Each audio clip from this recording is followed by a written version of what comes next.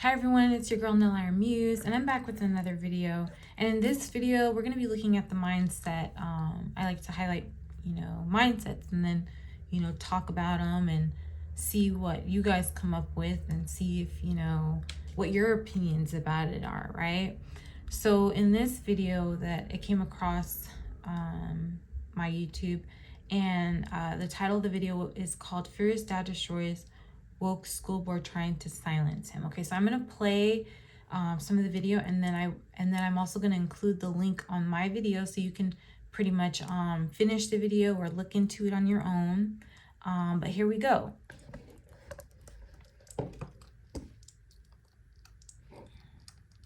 I'm not talking about where she lives, what she looks like, anything like that. Nothing personal. This is purely professional. This is purely governmental. Can I continue? Try to keep it professional. I already told you what I'm doing, and I'm making that very clear, and I'm not going to change. Keep it professional. I have not. I've only kept this professional. You were debating me, and you were violating your own rules. I'm here to talk as a parent. I've got 2 young boys. We live in Glendale, and when they come of age, I am deeply concerned about their educational prospects in this city. I'm also a taxpayer. I pay a lot of taxes in this city, many of which go to this district. And I'm deeply concerned about how that money is being spent. Particularly, I'm going to single out a person at the in the school district named Dr. Kelly King, who's sitting right here to my left. Dr. Kelly King makes over $250,000 a year. Every 4 years, we give her $1 million. We'll be paying for her pension for the duration of her life after she retires, and she's doing things that I completely disagree with, and I think many members of the community would also disagree with. Previous speakers have mentioned the number of Armenians who live in Glendale. How many Armenians would support what she does? Let me discuss what she's doing. In a recent video in 2017, she reflected Glendale Unified Policy when she stated, and I'm going to quote, "We have a lot of resistance from male coaches who are horrified at the thought of having a biological girl changing clothes in front of them." Which biological girls are changing clothes in front of coaches in Glendale Unified? That's a question I'm genuinely asking. She continued, "It's not a girl. It's not a girl. It's not a girl. You only have boys in the boys' locker room." She just said it was a biological girl. Can I just start I'm for a speaking moment? now. I'm speaking now. I'm interrupting my time. Well, we can pause the time. Can you pause the time for a minute? I only wanted to say that to refrain from personal attacks. So She please. is a government official. She's a government employee. This is not a personal attack. I pay her salary. With my tax So dollars. again, please talk towards the policies that you I'm are talking about- against and refrain from personal attacks, and your time will continue. Please go ahead. In what way have I personally attacked Dr. King? She is acting within her official role as assistant superintendent at Glendale Unified. How is that a personal attack? I'm talking about tax dollars being used in a way that I disagree with. I'm going to continue. Continue talking about the policy that you disagree with. Dr. King quoted to say that biological girls were changing in front of male coaches, and then so she knows it's a biological girl, and then proceeded to say it's not a girl 3 times. You know it's a girl. You know it's a girl. Or Okay, you know it's a she's boy. an You know it's employee a of boy. ours, and if you wouldn't mind telling us what policy you dislike. Why am I being interrupted for speaking about an official member, a superintendent at Glendale Unified, speaking in an official manner? You cannot interrupt me for that. You have no ability to do that. And furthermore, the rules say that you won't debate. You're debating me right now. Correct? I'm going to continue. In discussing permanent records, she states that she keeps permanent records for a handful of trans students literally next to her in her room. She does not indicate that person's gender identity for fear that the parent might find out. Why is she concealing this from parents? She says, we kind of go out on a limb, and we know that's controversial to some people. Which people? Which parents? Armenian parents? Christian parents? Are those the ones who are being excluded from knowledge on their own children and their own identity in Glendale Unified School District? And you preach inclusive policies. We can talk about that policy. Yet she's excluding parents. So Excluding parents. I'm going to continue. And I might just ask for a pause and ask for information. Maybe I'm mistaken. Can you pause the time for a moment, Mr. Sahakian? Thanks. So I wouldn't mind getting input in terms of is this. So my understanding, again, is that we are the arbiters of policy. That is our decision. And so our employees are operating based off of our direction and the direction up here at the dais. So it is appropriate to criticize the policy. It is appropriate to question that. It is not appropriate to personally attack and denigrate a specific employee. I do not believe that that is covered under the public comment. I'm not personally attacking Yes, you anybody. are, sir. No, ma'am. I'm not. I'm not personally attacking her. I disagree with what she said in her role as assistant So you disagree superintendent. with the policy. So please continue with the disagreement of the policy. I'm disagreeing with her, and this is not, you are debating me right now. You said you would not debate me. Why are you debating me? So you're using that particular thing inappropriately. The fact that we don't debate. So I'm not please. attacking her personally. This is under her official role as assistant superintendent, Glendale Unified. You are not allowing me to speak freely in a government entity about a government employee. I pay her taxes. I have every right to speak about her in particular within her role. I'm not talking about where she lives, what she looks like, anything like that. Nothing personal. This is purely professional. This is purely governmental. Can I continue? Try to keep it I professional. already told you what I'm doing, and I'm making that very clear, and I'm not going to change. Keep it professional. I have not. I've only kept this professional. You were debating me, and you were violating your own rules. So You were Mr. violating your Sahakian, rules. go ahead and open the time again. Thank you so much. Dr. Kelly King has worked with Gender Spectrum, an organization which you guys have actually paid money to in several schools. If that's not a conflict of interest, I don't know what is. She's worked with Gender Spectrum to produce gender support plans. In these gender support plans, she ranks parents whether on how affirming they are on a scale of 0 to 10. Who determines that? Based on what criteria? I'd love to know that policy. She says, if the parent's not affirming, the parent may not be involved in this document. That's the gender support plan. This may be a private conversation. So let's talk personal now, because she is. This may be a private conversation between that trusted adult at the school. Is that adult trusted by the parent? Who is the trusted adult? Define trust, please. This may be a private conversation between that trusted adult at the school and the student about how we keep you safe at home, emotionally and physically. Who's personal? Who's professional? Personally, I'm being professional. What she has done and the policies that none of you have spoken out against is a complete deviation from that sacred boundary between government and personal lives and privacy, especially of minors. And we're talking about sexuality, sexual identity, and you're not going to divulge that to parents intentionally. And again, she makes over $250,000 a year. Well, 43%, only 43% of Glendale Unified high schoolers are proficient in math upon graduation. Only 65% are proficient in reading. And you pay that much money to institute those policies while you're literally failing to produce adequate students for the 21st century. Thank you so much. I confess I'm a little confused. And Okay, so now, first off, I just want to say, I think it's great that we see an example of a parent getting involved in these things, because we do need parents involved, right? Especially, being, say for example, you are a single parent. It's hard to get to these type of meetings because, you have a lot of responsibilities. So it's always great to see, a parent who has the time or makes the time, or has whether it's privilege or not, but they have, they're able to be there. So kudos to that dad for, for showing up, right? And so now this is a conversation that I think is very important that we need to talk about, right? So the dad, right? So let's talk about this, because we see that this is a school board meeting, right? And so what is the purpose of a school board meeting? Okay, well, and I'm not sure if any of you guys have been to school board meetings. I have, right? And so I'm going to show you what a school board meeting and what the purpose is, okay? And what happens during school board meetings, because there usually is an agenda, and they do allow, such as why dad had showed up, to speak about some of the concerns or to ask general questions and, pretty much what he was doing, right? But yet, for whatever reason, they wanted him to focus on policy. Now, this is the issue, right? Because yes, I do believe that we as individuals need to know what our policies are, especially, living in a society where if we don't follow the rules and regulations, we get in trouble, right? But let's just look and see what is the purpose of a school board meeting. Because if he's bringing up concerns at a school board meeting, which that's the purpose of it, right? And they kept saying he's talking about her personal attacks. But what specifically he's talking about, okay, budget, right? Where's money being allocated? That's where school board meetings are supposed to occur. And he's talking about how she is connected to a special interest group, and how she's, in a sense, he's witnessing it and he's concerned about it, right? Because he has found out these things, right? And it seems as though he has research. Now they're trying to make it as though that's not personal attacks. If it is connected to the school, because to be honest with you, she's not a social worker. She's a mandated reporter, but for her to be, acting in a role, right? As though she's believing that she is acting in the best interest. We don't know those things, right?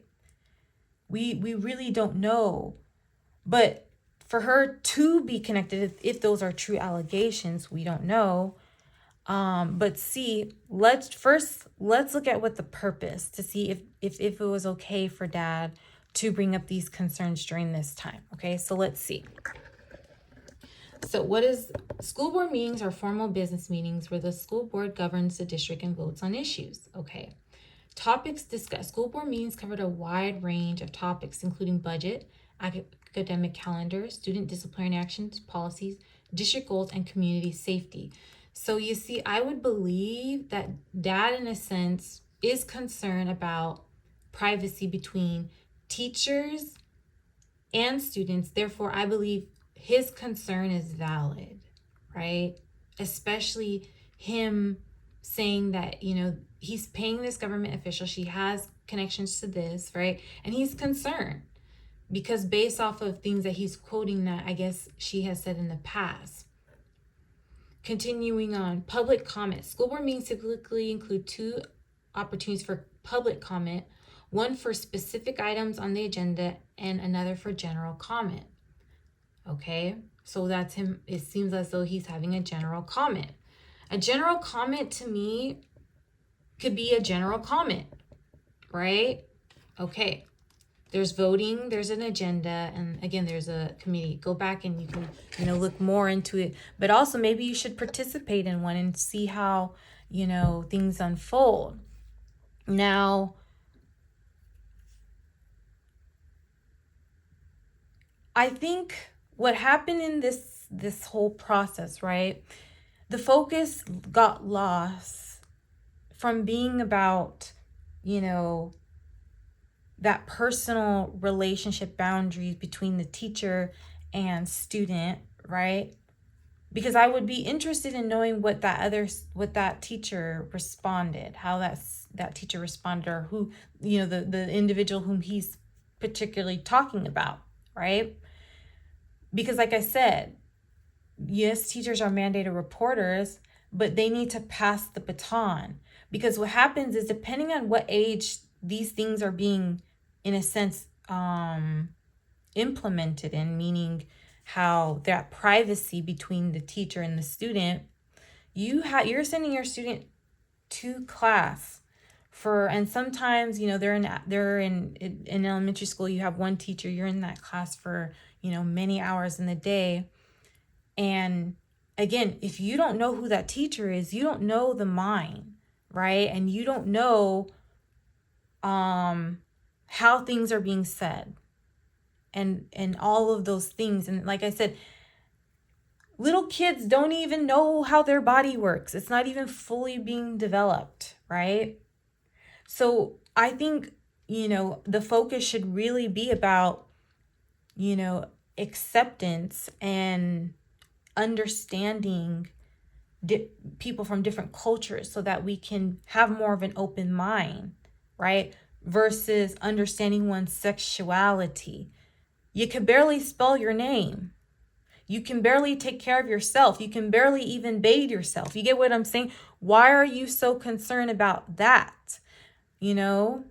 Especially at that young age where, as a little girl, you're hanging out with your friends. You think boys have cooties, and now you're getting confused as to, are these feelings of love? Because I like hanging out with my girlfriends and I don't like boys. I think boys are icky. You get what I'm saying? And a matter of fact, like when you're watching, your TV shows, it reinforces concepts of like, sometimes like you have the girl cliques and you have the boy cliques, and they have that almost like that little, boys versus girls, right? So going back to this is an example of in which a father may be calling someone out, right, based off of the things that this person has said, but also what they're connected to by doing some digging in information, right? And the focus was shifted about personal attacks and not about the boundaries and all of those, different things. And then you have people sitting on the board, right?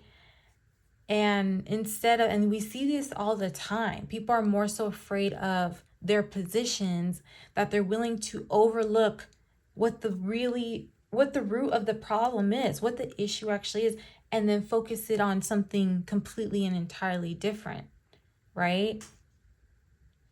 And so that's why it's so important that we really call these things out, because when you continually have board meetings and when parents are showing up and they're starting to get frustrated because they're trying to point things out, and then you're trying to shift the focus, right? And then you want to call them, unprofessional and this and that, right? When they're actually speaking about valid claims.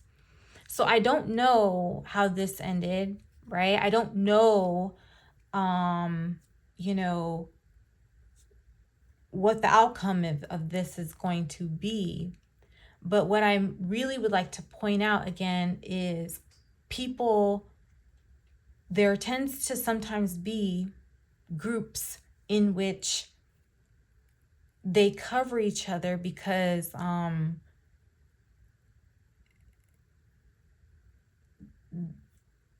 they're friends, And so again, I go back to in this example of my personal experience at Liberty University, right? birds of the same feather flock together, right?